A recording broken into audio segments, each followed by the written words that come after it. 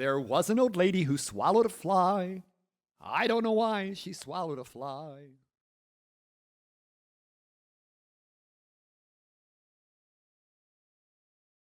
I always loved drawing. I always loved drawing, but originally I wanted to be a veterinarian. That was like when I was a kid, I wanted to be a veterinarian. That was my thing. I loved animals. I still do. Um, but I didn't know that illustration was a job that was I hadn't known until it was time for college, and it was okay, now it's time to pick your career. And I was like, I enjoy 3D modeling. I enjoy making art. I enjoy making visuals. So that was that. And once it was, you get to pick your major, and I was like, and I learned about illustration. I was like, yeah, this is something I want to do. This feels like it fits my my life, what I love to do, and art has always been a big part of my life, and I just went with it, and I love it. It's the best thing it's the best decision I ever made. But I did not I didn't know I was going to be doing art for a career.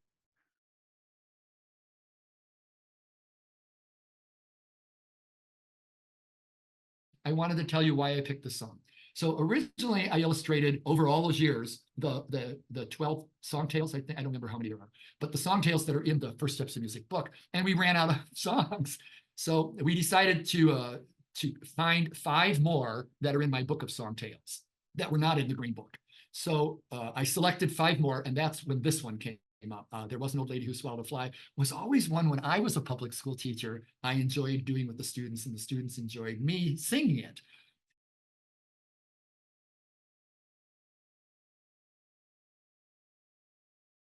So I had originally thought about because there's so many renditions of this book that it was just kind of the classic idea of there was an old lady who swallowed a fly that was kind of in my mind. And then the question was, how do you make that in like new? How do you change that in a way that will capture people's attention? So I was thinking about maybe she could be a frog, maybe she could be even a chicken, or maybe she could be just an old lady. And how can I change where her location into something that's more interesting? And how does her environment affect her? A lot of things were kind of going through my mind when I was listening to the song, because there's so many ways to go about it. After I heard it, I started like writing down a list of ideas and different things that were kind of coming to me. For example, again, like the frog, I quickly wrote down frog question mark, or I wrote down like at one point I did write candy question mark, and it was just random kind of words that were kind of floating around. And when I wrote them down, it was on the storyboard sheets that we had received, and I wrote just a bunch of words in the back of it. And once it was time to start drawing, I was like, okay, so I have this list, and I just started to kind of piece things together, and it just started kind of going from there.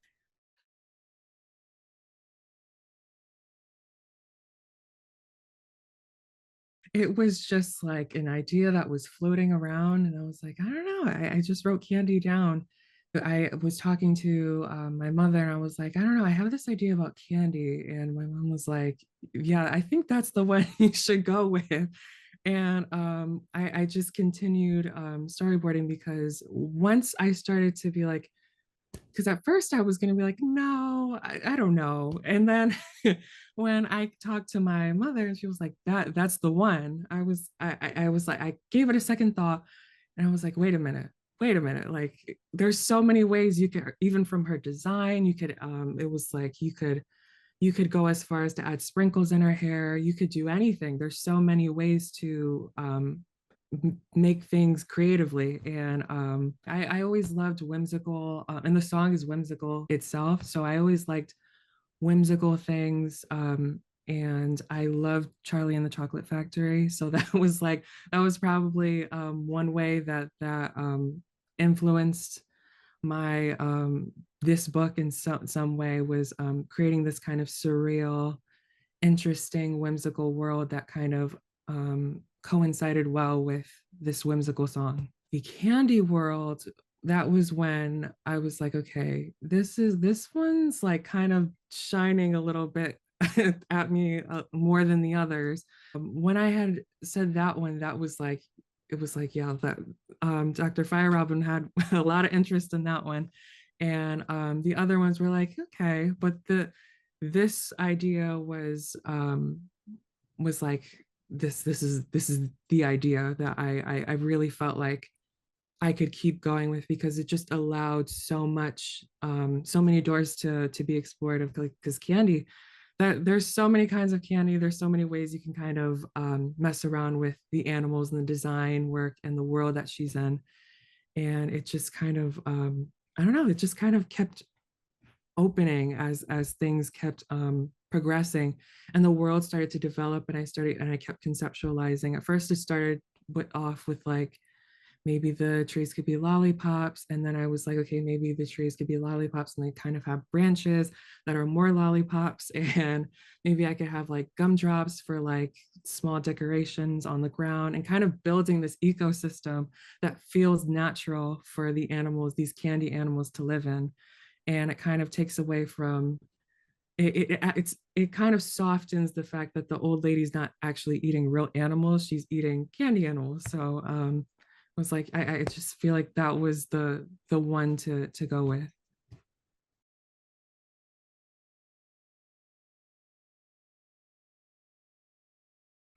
For her design, even for the old lady's design, I wanted her to stand out and not match the colors that you see in this world. I wanted her to have this nice yellow kind of old lady outfit and this apron with a like bright red heart that really shows that and really shows that her her love is in her stomach. Like she has, that was basically the symbolism of that, is the heart's there for a reason. She loves to eat. So that is that was basically the fun part of that. That's the fun part of designing. That's the fun part of coming up with something new and creating a world. It's there's no bounds. It's your sandbox, and that's the best part of it.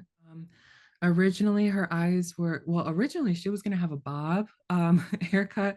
She was going to have a perfect symmetrical bob. And then after that, it was, I wanted her silhouette to come across clearly. And it was, how can I create a, once again, iconic silhouette, but still keep that old lady quality? Because the Bob was doing it, but it was a little rounded, and she's quite a rounded character.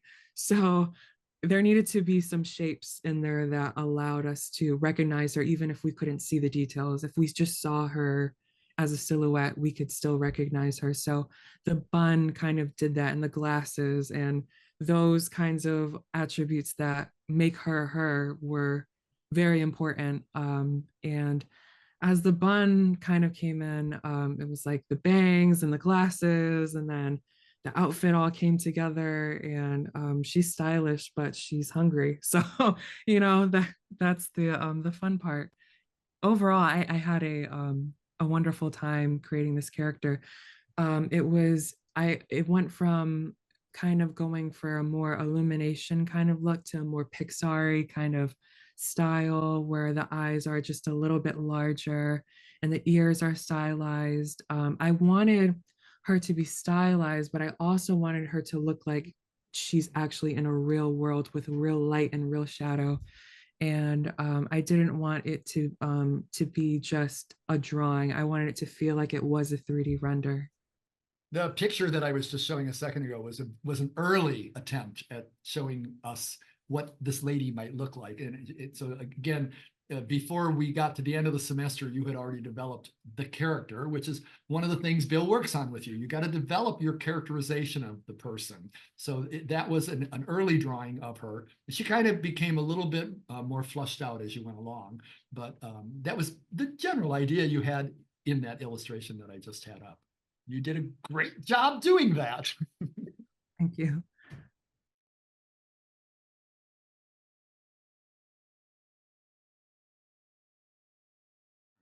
Isiah, I'd also like to ask you, your color palette is special, and I don't know how to describe it. How did you come up with these pastels that are so cotton candy delicious looking? They're not vibrant colors, they are beautiful, soft, cozy colors. How did you come up with that palette? I wanted to, so first I started to just mess around. It really was just lots of experimentation and just messing around to see what could happen if when you put this color together, this color together. So it was a lot of testing and going. I didn't go by a specific palette, as in like triadic or primaries or like it was just or complementaries. It was just having fun, and I wanted it to feel like sophisticated in a sense, but while also being fun and playful. So I really wanted to garner that balance of colorful, cotton candy like, and soft, but not being in your face and loud. And kind of tying in with that Charlie and the Chocolate Factory kind of thing. That movie's quite sophisticated with its palette, but like it's still super whimsical and crazy, and that's what I wanted from this. So I select the main colors that I wanted iconicism in there. So I wanted at least 4 colors that when you see them, you're like, that's recognizable. So it was teal, orange, pink, and purple. And those are like the colors that you see throughout the entire book. And sometimes you might see green. There's some hints of different kinds of colors, but that's what kind of makes it interesting. Like you're still getting something new every page.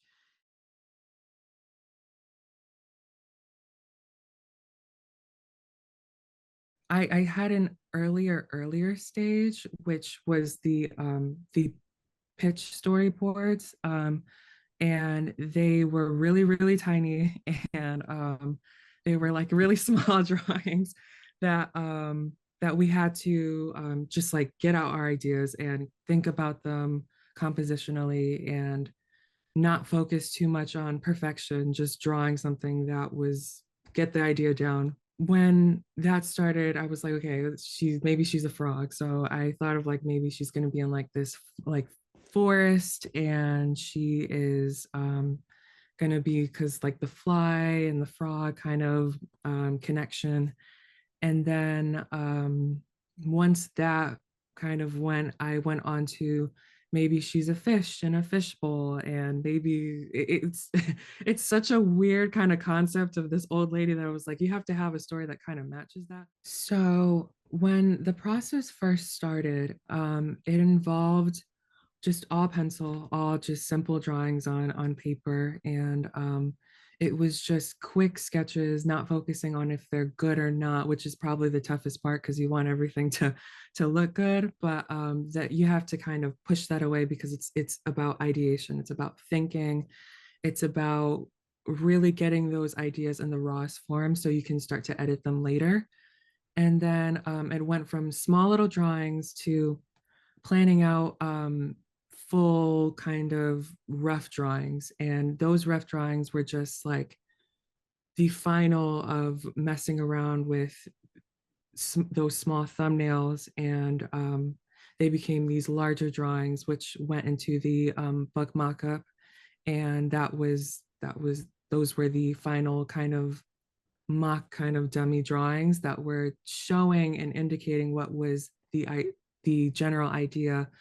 And then it moved on to, I use Photoshop, which is my main medium.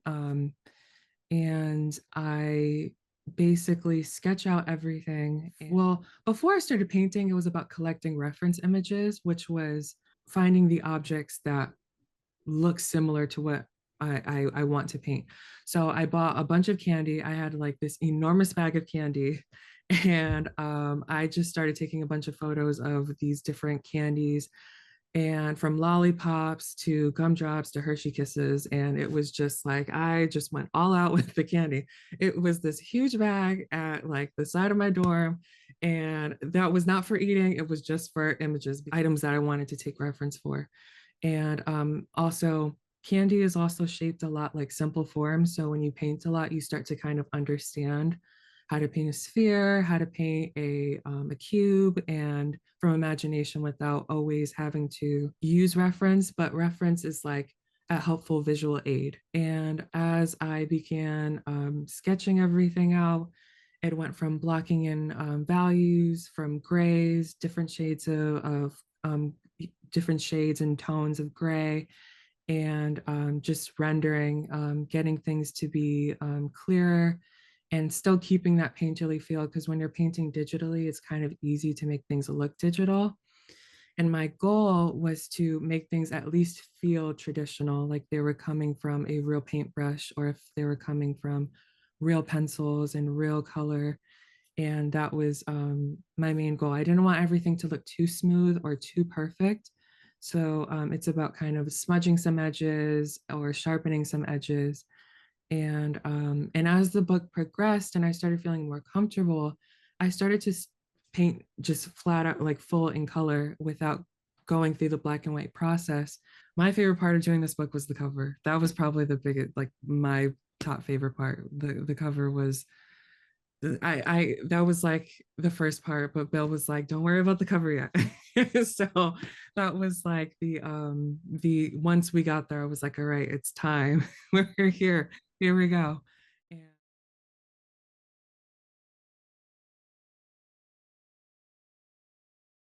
oh, it was I was spending at least 7, 8 hours a day trying to get everything to look as best as possible. Because sometimes I would go back and I would ask myself, what is something that I could fix or improve, and be critical in a way that was helpful. And I would look back and just review and see, is like the lighting correct? Do the shadows cast correctly here? Is the perspective solid?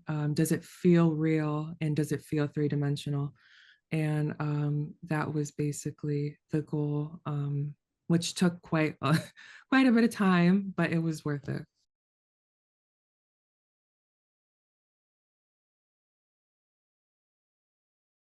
Well, it was several things. As I mentioned, the color palette was inviting because it wasn't in your face loud. The song already is kind of an interesting song, and it could be garish and it could be garishly colored. But I was really taken by the colors that you chose. Of course, her character is fantastic.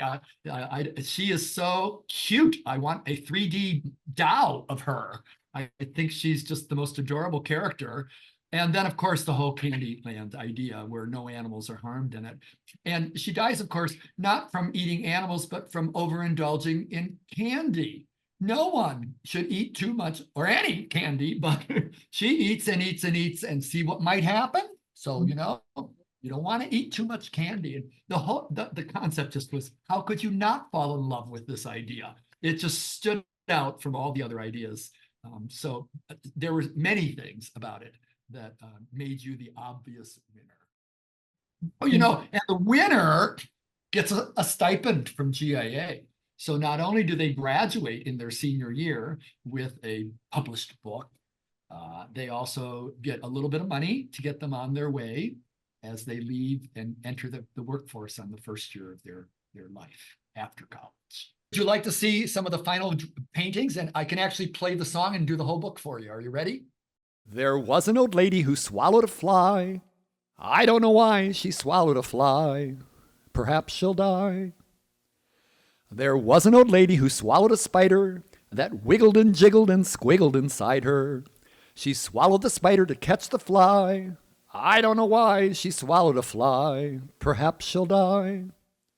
There was an old lady who swallowed a bird. How absurd! She swallowed a bird. She swallowed the bird to catch the spider that wiggled and jiggled and squiggled inside her. She swallowed the spider to catch the fly. I don't know why she swallowed the fly. Perhaps she'll die. There was an old lady who swallowed a cat. Imagine that! She swallowed a cat. She swallowed the cat to catch the bird. She swallowed the bird to catch the spider that wiggled and jiggled and squiggled inside her. She swallowed the spider to catch the fly, but I don't know why she swallowed the fly. Perhaps she'll die. There was an old lady who swallowed a dog. What a hog! She swallowed a dog. She swallowed the dog to catch the cat. She swallowed the cat to catch the bird. She swallowed the bird to catch the spider that wiggled and jiggled and squiggled inside her. She swallowed the spider to catch the fly, but I don't know why she swallowed that fly. Perhaps she'll die. There was an old lady who swallowed a cow. I don't know how she swallowed a cow. She swallowed the cow to catch the dog. She swallowed the dog to catch the cat. She swallowed the cat to catch the bird. She swallowed the bird to catch the spider that wiggled and jiggled and squiggled inside her. She swallowed the spider to catch the fly. I don't know why she swallowed a fly. Perhaps she'll die. There was an old lady who swallowed a horse. She died, of course. And there's one last little bite out of her sucker. Isn't that beautiful? In this picture, the gingerbread man is holding on to that sucker, and she's going to go swallow the horse, and she even gets one bite out of the sucker or the lollipop before she passes away. And that's the end of the book. And the book will then include the song, and at the bottom it gives the reader a website so they can download the song you just heard. Anyone can download that song if they like to play along while they're looking at the book. And I give a history of the song and background about the song, so they get an idea about more of the significance. Isn't that a beautiful book?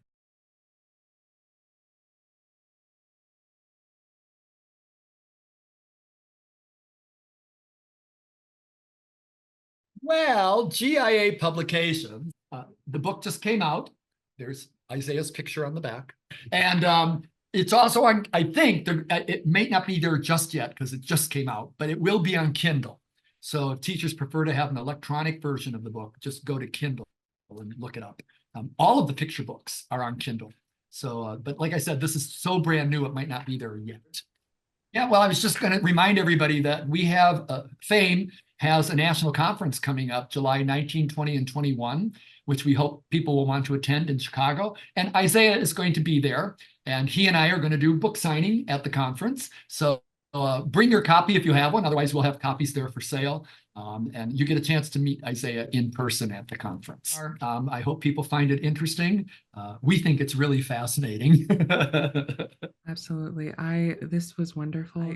Thank you so much. And this was a great experience.